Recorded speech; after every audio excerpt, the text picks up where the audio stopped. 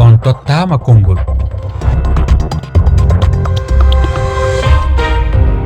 Fatoumata Sisawane.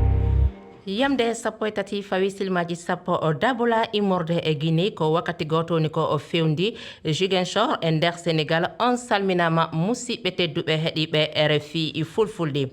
talata ñande e sappo e nayyi yewtere meɗen no nawran hande e Sénégal ngam taskade alhaali ittugol Pape Thiaw ardiɗo walla Pape Thiaw e ardigu diɗal fokokoyngal Sénégal ɗum ko caggal nde baroje Sénégal piya e nder kawrite tati e nder nayi e kippu o fiji e ngo o folotiro fugo koyngal windere o kippu Pape Thiaw o piya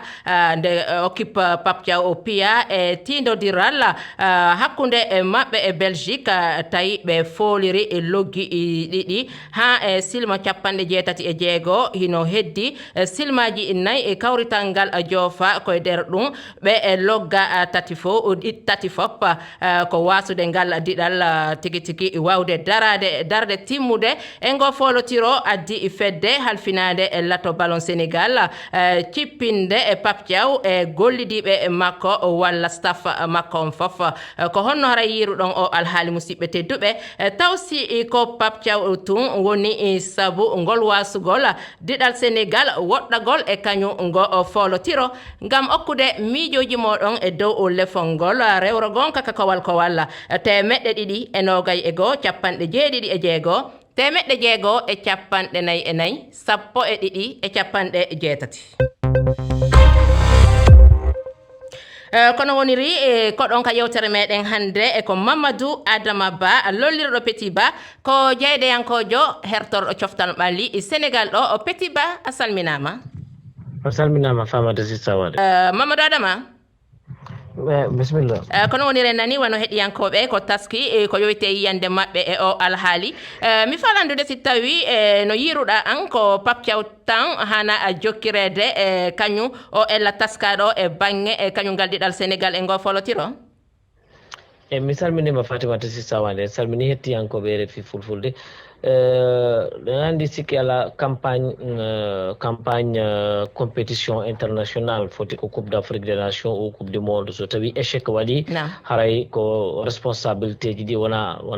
entraîneur on e staff technique makko no waɗi responsabilité ji goɗɗi saabu no waɗi fedde halfinade football woni fédération sénégalaise de football no waɗi ministère des sports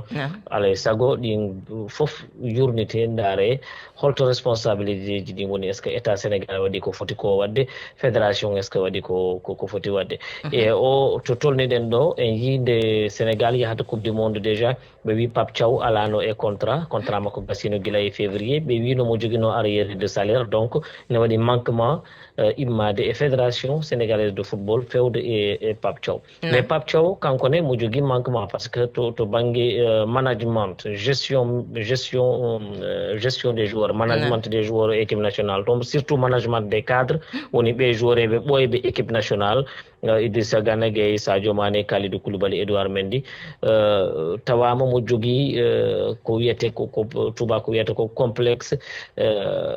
hakkude makko e ɓen joueur ɓe donc ɗum ɗon waɗi posé préjudice seeɗa par ce que sen yi réaction Pape Gueye juste après élimination ɗen andi ene waɗi frustration nder vestiaire équipe nationale mo Sénégal holto no e fenɗo joɗɗinte o lontinte ka nder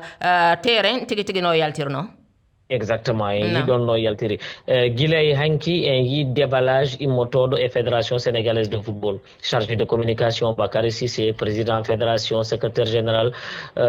mo ɓe ne haala caɗele wonde on banggue toon kadi min hemno information wonde fédération sénégalaise de football presque ɓe waɗa imposé Pape Thiaw mais kamɓe ko goɗɗo ɓe yinno par ce que Pape Thiaw wino ɓe wonde so contrat mum gasani kañum yahata coupe du monde ɓe wino so tawi a yahata coupe du monde men nawa Hervé Renard donc kamɓe ɓe dañoni frustration ko holko saabi Pape Thiaw ne haalda contrat muɗum e état Sénégal hara o haaldani e fédération sénégalaise de football wano en ji voilà donc on frustration no wonno ɗon donc min mi alano sikki so coupe du monde o gasino fédération ɓe ittayno Pape Thiaw.